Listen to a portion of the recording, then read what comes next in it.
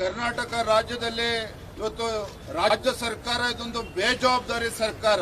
ಬೇಜವಾಬ್ದಾರಿತನದಿಂದ ಸರ್ಕಾರ ಮಾನ್ಯ ಮುಖ್ಯಮಂತ್ರಿಗಳು, ಉಪಮುಖ್ಯಮಂತ್ರಿಗಳು, ಮಂತ್ರಿಮಂಡಲ ನಡ್ಕೊಳ್ತಾ ಇದೆ.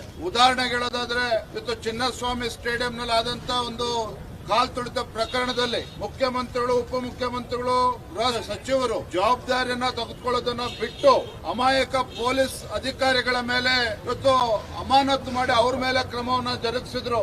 ಇವರ ಹುಳುಕನ್ನ ಮುಚ್ಚಿ ಹಾಕಿಕೊಳ್ತಕ್ಕಂಥ ಸಲುವಾಗಿ ಪೊಲೀಸ್ ಅಧಿಕಾರಿಗಳ ಮೇಲೆ ಕ್ರಮವನ್ನ ಕೈಗೊಂಡ್ರು. ಮತ್ತೊಂದು ಕಡೆ ರಾಜ್ಯದಲ್ಲಿ ಇವತ್ತು ರೈತರು ರಸಗೊಬ್ಬರದ ಕೊರತೆಯಿಂದ ಬೀದಿಗಿಳಿದು ಹೋರಾಟ ಮಾಡ್ತಾ ಇದ್ದಾರೆ. ಉತ್ತರ ಕರ್ನಾಟಕದ ನೀರಾವರಿ ಯೋಜನೆಗಳ ಬಗ್ಗೆ ಇವತ್ತು ಚರ್ಚೆ ಮಾಡ್ತಾ ಇಲ್ಲ, ಸಮಸ್ಯೆಗೆ ಪರಿಹಾರ ಕೊಡ್ತಾ ಇಲ್ಲ.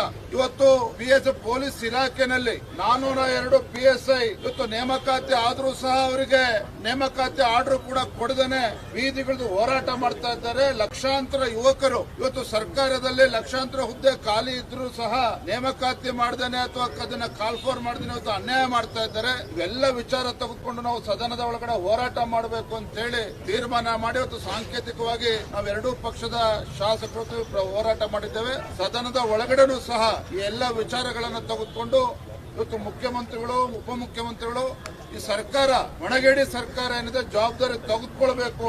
ಆ ನಿಟ್ಟಿನಲ್ಲಿ ಸದನದ ಒಳಗಡೆ ಕೂಡ ನಾವು ಚರ್ಚೆ ಮಾಡ್ತೇವೆ.